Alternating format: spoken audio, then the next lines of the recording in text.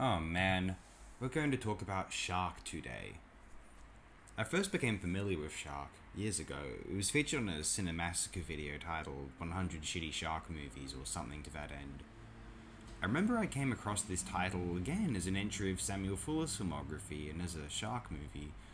I quite like that wave of post-Jaws knockoffs, as well as being an enormous admirer of Spielberg's Jaws itself. I enjoy goofy natural horror pictures, and so I figured I would watch this shark movie, perhaps a prototype for Jaws. Maybe, maybe not. But after all, how bad can a Samuel Fuller film be? Pretty bad. Now, the film was described as really shitty in James Rolfe's video. It was said to contain little shark footage and to mostly be about some thriller, thief, plot, betrayals and heists, and neo-noir thing, and from the footage I recall it looking very tepid and rather poor quality. I actually did see this film once before the recent time viewing it. I tried to view it at least, I think even twice. I essentially gave up the first time, and yes, the film at that time was only available as a subpar TV rip, I think, or at least a very substandard DVD transfer. Now the film has been released on Blu-ray, for whatever reason, as I noticed when looking through Sam Fuller's output and thinking, oh hey, Shark, I remember that. So I find myself with Shark, yet again. The film is indeed featuring sharks as an obstacle within the plot, a danger near for desired treasure, a threat to the character's safety, but it is not about sharks otherwise. So why is it called Shark? For thematic purposes? Well, no, not at all. It is quite sick, actually. A stuntman named Jose Marco was attacked and killed, on camera, by a great white shark.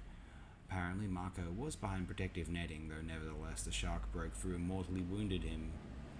What did the production do in response?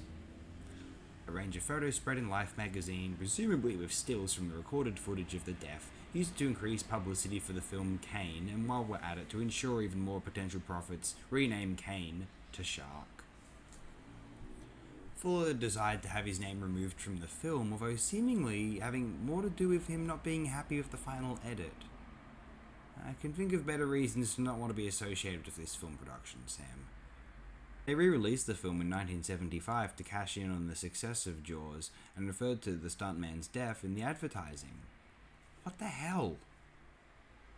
As one can tell, this film stars Burt Reynolds before he was a more prominent celebrity in Hollywood, portraying a criminal contraband smuggler named Kane, what the initial title of the film was in reference to. The picture is mostly dull, and I never would have guessed that it was Sam Fuller's work, were his name scrubbed from the credits as he allegedly insisted. Shark as a film, and when neglecting its unfortunate production circumstances, is not entirely unpleasant. A harmless piece of mild engagement if one catches it on TV late at night if they need something playing as they drift to sleep. Some of the screen caps might look nice, although remember, I'm selective of good frames, and this film didn't feature a huge amount, so I was really on the lookout for them. Frankly, these frames are ones I wouldn't have taken if they were featured in some of the best films I've discussed for this FOTD series. Well, no need to discuss this title much further, I think. More uploads will arrive in the near future. We're going to be sporadically discussing the films of Ruggero Deodato, for no great reason, and then to wash the bad taste of Deodato's work from my mind, I'll explore some more early Indian cinema, along with some other pivotal classics of world cinema. I'm rather excited. But until then, enjoy this day. I hope it is as good as can be.